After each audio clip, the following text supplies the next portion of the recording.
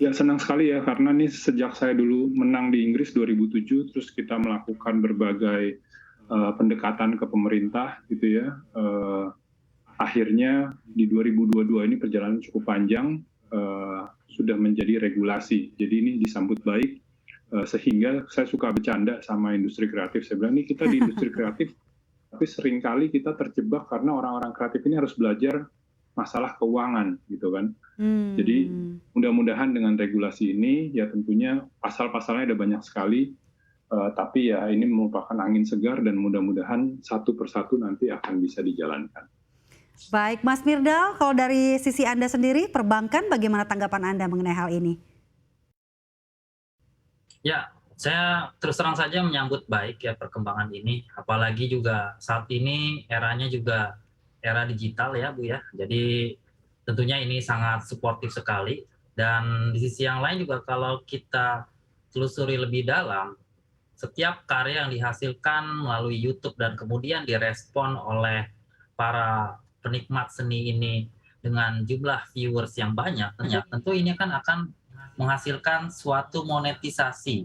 Monetisasi di mana suatu kerja seni ataupun juga penghasil seni yang kemudian mereka publish di YouTube ini kan mendapatkan keuntungan secara rutin. Apalagi kalau misalkan mereka ataupun juga dalam hal ini adalah para penghasil seni secara rutin melakukan produksi terhadap karya seni mereka dan kemudian disambut dengan baik dengan respon yang positif oleh para viewers. Dan tentunya ini akan kita lihat ya secara rutin juga mereka akan mendapatkan iklan, lalu juga mereka akan mengenerate money dengan melalui cara yang tentunya sesuai dengan passion mereka. Tentunya ini kalau kita lihat dari sisi perbankan kita sambut dengan baik ya, karena tentunya ini akan menjadi suatu opportunity baru.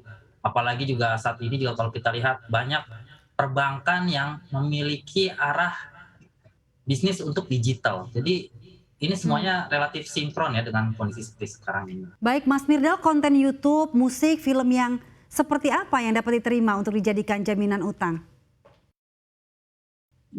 Ya, tentunya yang sudah bankable ya, dalam hal ini bankable adalah memiliki income yang rutin dan di sisi yang lain juga tentunya yang sesuai dengan kapasitas yang mereka inginkan. Dalam hal ini adalah para debitur yang ingin mengajukan pinjaman dari bank.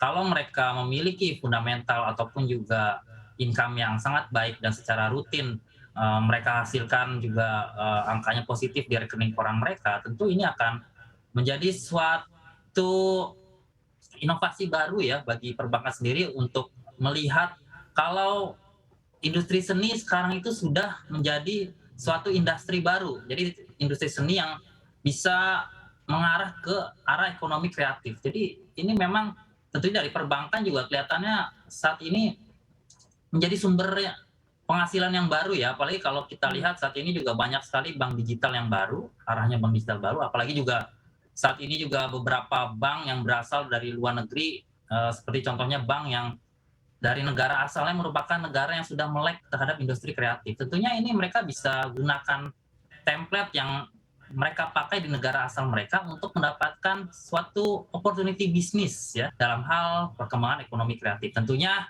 ya kita harapkan balik lagi karya seni tersebut juga harus bisa diterima dengan publik ya, dan secara rutin kalau kita melihat ataupun dari sisi kami perbankan lihat kalau misalkan pemilik konten ini sudah memiliki viewer yang banyak dan menghasilkan banyak iklan, tentu ini sudah termasuk suatu potensi yang bankable dan kita tidak segan ya dari sisi perbankan untuk memberikan pinjaman ataupun juga memberikan financing ya untuk kebutuhan mereka dan tentunya untuk semakin mengekspansi bisnis dari para pelaku ekonomi kreatif tersebut. Kalau kita lihat sekarang sudah banyak ya, jadi tidak hanya dari suatu individu, tapi kalau kita lihat dari para production house ini juga kan banyak yang mempublish karya seni mereka melalui YouTube. Jadi tidak hanya mereka harus secara formal melalui bioskop, tapi mereka juga bisa gunakan langsung melalui YouTube. Jadi ini sudah menjadi suatu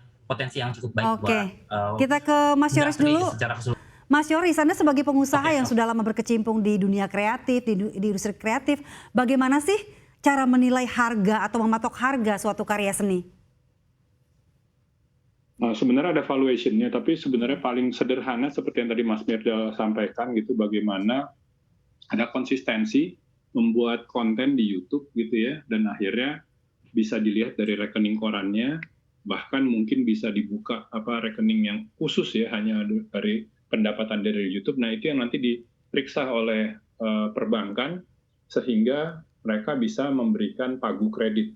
Nah, ini yang menarik kan, karena biasanya mereka harus mencari pinjaman, karena biasa kan kalau dulu perbankan nanya gajinya berapa. Nah, ini orang-orang kreatif ini, industri kreatif ini kan nggak pakai gaji, tapi dia pakai tadi pendapatan konsisten dia. Nah, dari situ sebenarnya nanti bisa dilihat sebenarnya valuasinya, bahwa dia rutin bikin konten di YouTube, revenue-nya dia dari YouTube berapa. Nah, angka tersebut yang akhirnya mereka bisa dapatkan kredit sehingga mereka tidak perlu pinjam ke tempat lain, mereka bisa produksi sendiri, dia pasang lagi di YouTube dan akhirnya menghasilkan uang lagi. Jadi ini sebenarnya menghilangkan middleman-nya pindah ke perbankan ataupun non perbankan, tapi dengan angka yang tentunya lebih kompetitif dibanding sebelumnya.